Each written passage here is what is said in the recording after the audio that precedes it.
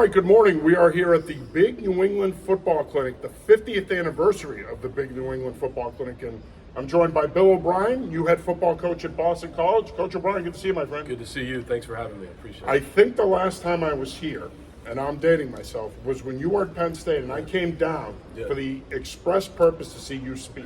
And I remember I walked into the room you were in, and you looked at me like, what are you doing here? I don't start for another 20 minutes. You said to me, you're a little early. I go, I know, but I want to get a front row seat. That was, I think, obviously that was 10, 12 years ago. I think so, now. yeah. So it's good to see you. Good to see you. Obviously, it's been a whirlwind for you the last couple of weeks. How's it been going for you so far since your arrival at Boston College? Yeah, good. I think there's two things that I tried to get accomplished right away was, obviously hire the staff. We kept some guys that were on the previous staff, really good coaches. We hired some new guys. While I was doing that, I met with each guy on the team one-on-one, so 100 guys. That took a couple weeks. Got our strength program in place. The guys are working hard. We start spring practice on March 11th. The guys are on spring break this coming week, and then we start the Monday they come back. So I think everything's trending in the right direction, but it's one day at a time. Trying to implement the things that we believe in, and then obviously have a good spring is going to be really important to the season.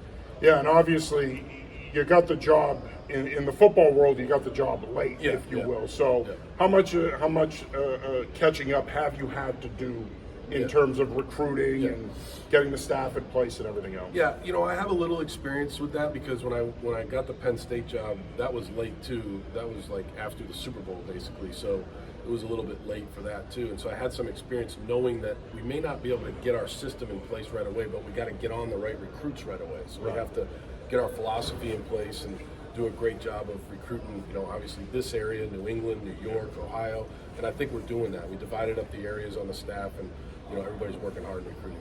You mentioned the staff. You've got a lot of experience on the staff. You hired Tim Lewis as your defensive coordinator. Will Long, who's a longtime assistant of yours, is going to be your offensive coordinator. Talk a little bit about the staff, and without getting into detail, what can we expect to see from Boston College football on the schematic side of things? I think the biggest thing that I tried to do on the staff was have a mixture of veteran coaches with some younger coaches. So you have a guy like Tim Lewis, defensive coordinator, been around a long time. Then you have like Jonathan DiBiaso coaching the quarterbacks on offense, a younger coach. Obviously everybody knows who his dad is. So there's a good blend of experience and then veteran coaches, which I think is really good. Look, on offense, we're going to have to throw the football. We need to put people in the stands. Right. We got to be exciting. We got to have a balance. Passing game always helps in that regard. And so I think we got to be able to do those things. And then defensively, Tim will be multiple. He'll be an attacking defense. He'll be somebody that does a lot of different things. And on special teams, we kept Matt Turn from the previous staff, and he's a really good coach. And that'll be an area that we have to be really good at. Obviously, I asked you this at your press conference, the changing landscape in college football with NIL and the portal and whatnot. And recruiting is now a year-round thing. Not that it wasn't before, but now you're recruiting internally and externally. How are you ready to embrace that process? You had mentioned to me at that time when I spoke to you 2 weeks ago at the press conference that it's about hard work and dedication when it comes to that process. What else do you think you can do to manage that process as a head coach in this climate in college football? We have to, number one, establish really good relationships with the guys that we're coaching, their parents, the people that count on us to develop the players that are on our team. We have to do a really good job of that. We're doing that. I believe in that. That's something that you have to accomplish every single day. I think we'll definitely be in the NIL landscape. We won't be at the top of it. We won't be at the bottom of it, but we'll find our niche in the NIL landscape.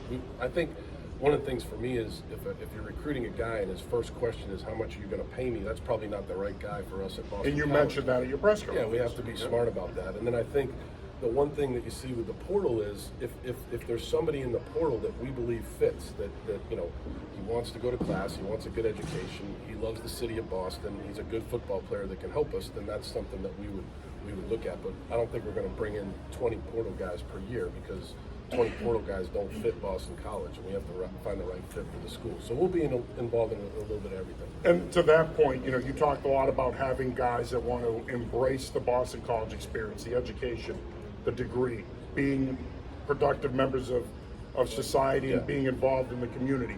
Even in this landscape now with NIL, the Boston College mission statement doesn't change. It's still the same. No, that's right. And I think, look, there's other things at BC that we have to be able to sell, which is, for instance, hey, a guy comes to Boston College, he can get an internship on Wall Street, or he can work in a law firm, or if he wants to be a doctor, we've got, Mass General and Newton Wellesley right there, Brigham and Women. So we have a lot of different places in Boston where kids can really, it's not all about the NIL. What are they doing for their future relative to, hey, when football's over, they have something outside of football to do, and I think that's one of the great things about Boston College. Those opportunities are there for them. It's interesting too, because I'm 49, you're 54, I believe, so we're in the same neighborhood age-wise. Yeah. And growing up, and you said something that I think was so true at your press conference, that the Boston College job was a job that a lot of guys that grew up in New England would consider their dream job, aspire to be the head coach at Boston College. I love that you said that, because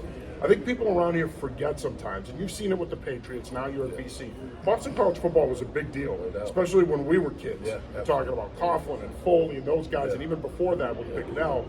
It's great to hear someone say that, because I think that not that the previous coaches didn't place value on the job, because they did, but for you as a local guy, it felt good to hear that. Yeah, no, I appreciate you saying that.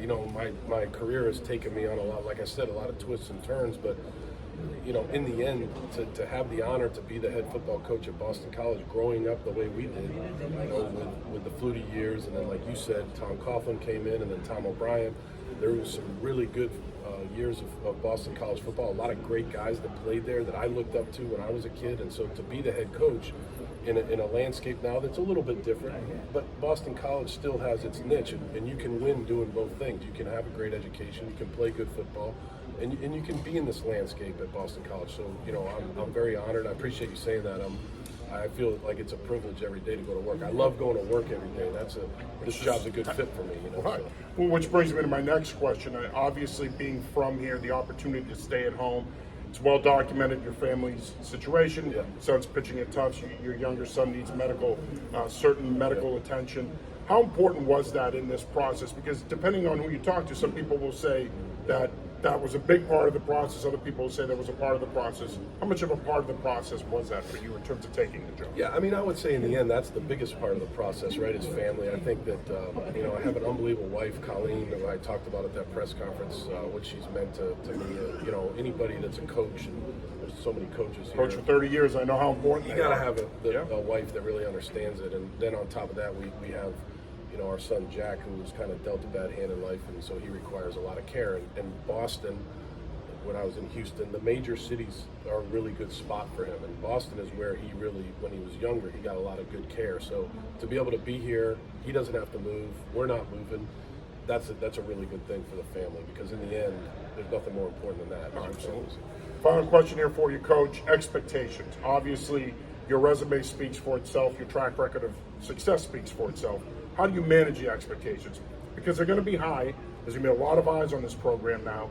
How do you manage those expectations in year one? How important is it for you to come in and with the mindset that we're going to get better every day, and not think about long term and what our record's going to be at the end of the year? Absolutely. We do a little bit have to pump the brakes. We have to be a team that's a smart team, a disciplined team, a tough team. We have to be a team that people want to come watch. Yeah. So we can't be a team that's a three yards in a cloud of dust team. We got to be able to throw the ball around the yard. We got to play a good style of attacking defense and be fun to watch. Take some chances on special teams. We have to be a team that people want to come to watch. Recruits want to come to watch and come play here. So we have to find that balance. Are we going to win the national championship every year? Hey, that'd be great if we did. If we find a quarterback and we catch lightning in a bottle, like I said the other day, then anything can happen. But in the meantime, it really is about the process, and that's something I learned from Nick at Alabama. Just trust the process. Don't worry about the scoreboard. Just make sure you're doing your job on a daily basis. I think if we can really buy into that, I think we'll be okay. Yeah, I think you will too. I think it's great that you stayed, that you're in the area. We are excited that you're here. We can't wait to be up there for spring ball and to cover you guys. And just know that, we are the biggest proponents of New England football in the region, whether it comes to the Patriots, college or high school, and we're all about the program. We wish you the best. We can't wait to get up there in a couple weeks and see you guys for spring ball, and certainly anything you guys ever need from us, we're here for you. No, I really appreciate that, and obviously it's reciprocated, right? So the more we can show our program to this area, to other areas, like you guys come, watch practice, be around, I think that really helps us. We need to understand at Boston College that the media can help us sell our program. So I think that's a big part of it. I really appreciate you guys doing this today. So it's been good. Thank Well, you very one much. thing I will say, coach, is I'm a coach first. Even though I'm doing this now, I'm still a coach at heart. So I'm going to take you up on that. Yeah, absolutely. So I appreciate that. Just like close-up shots, not wide shots. No. Scheme. Hey, I know. Listen, one thing Don't show the tricks, these guys know. We don't record plays. We don't record certain things in practice. That's a no-no. But I appreciate your time, my you got it. friend. Thank you. It's great to Good see to see you. you. Thank and you. We wish you nothing but the best. Bill O'Brien, you head football coach at Boston College.